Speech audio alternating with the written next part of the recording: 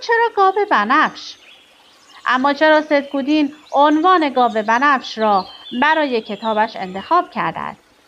گودین در بخش اول کتابش علت این نامگذاری را توضیح می‌دهد. او بیان می‌کند برای هر کسب و کاری چندین پی لازم است که بعضی از مهمترین آنها محصولات پروداکت، قیمت پرایس، مکان پلیس و تبلیغات پروموشن هستند. اما این حرف پ کافی نیست. او معتقد است شرط کافی برای موفقیت یک کسب و کار یک پی جدید است. گاو بنفش، پرپل کاو.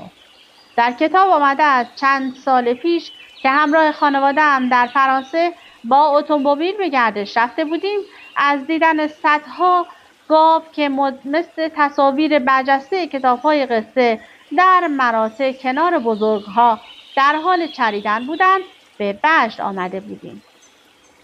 تا کیلومترها همچنان خیره به بیرون نگاه می‌کردیم و از آن همه زیبایی در شگفت بودیم.